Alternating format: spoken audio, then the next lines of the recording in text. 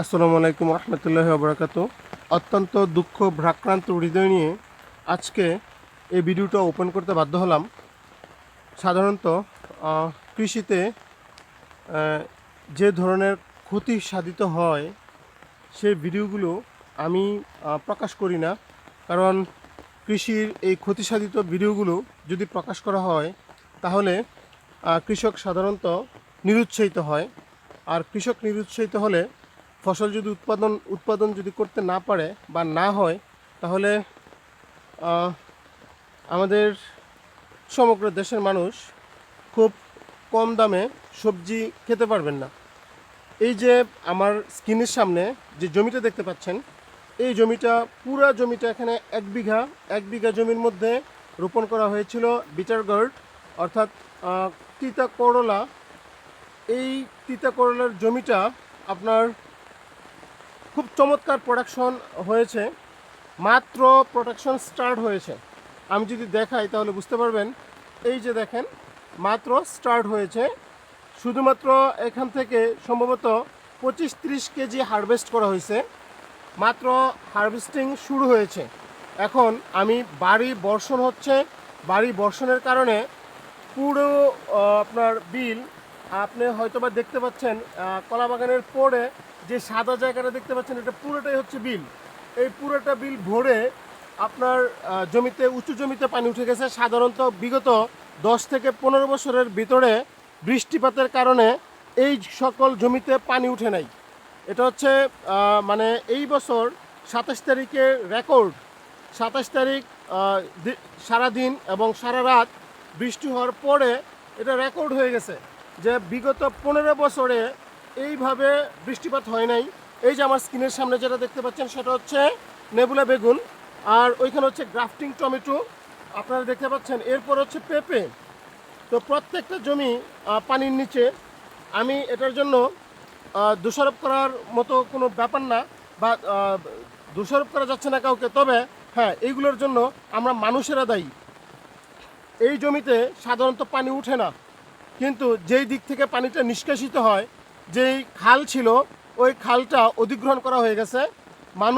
ওই কিছু লোভী মানুষ ওই খালটাকে আপনার অধিগ্রহণে নিয়ে গেছে, অর্থাৎ আস্তে আস্তে আস্তে আস্তে ভরাট করে ফেলছে।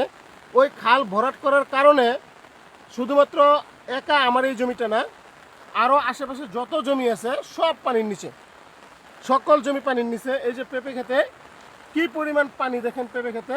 আমি আবার উল্লেখ করছি, 10 থেকে 15 বছরের ভেতরে এত পানি হয় নাই, বা একদিনের বৃষ্টিপাতের কারণে ফসল তলিয়ে যায় নাই। এই জমিগুলো অনেক উঁচু। সাধারণত বন্যা না হলে এই পানি এখানে উঠে না।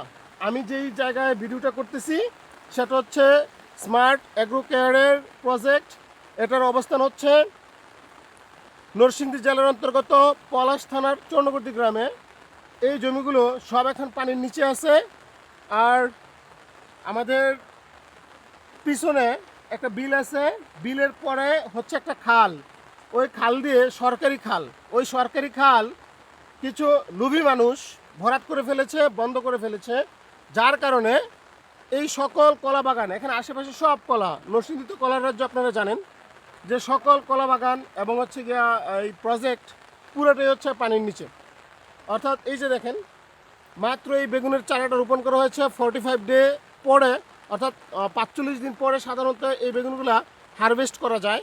তো র্যাপিড হারভেস্ট হয়, যার কারণে এগুলো রোপণ করা হয়েছিল।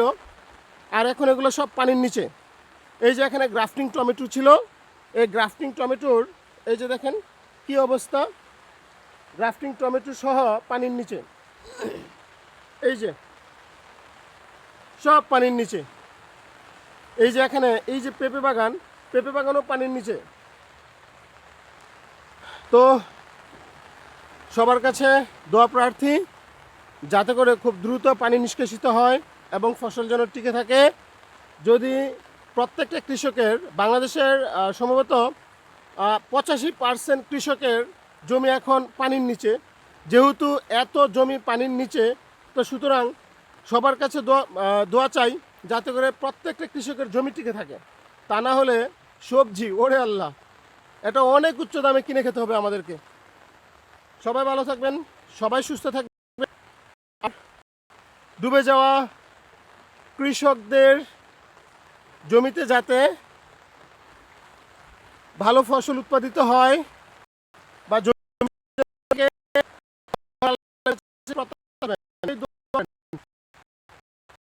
সবাই সবাই সুস্থ থাকেন।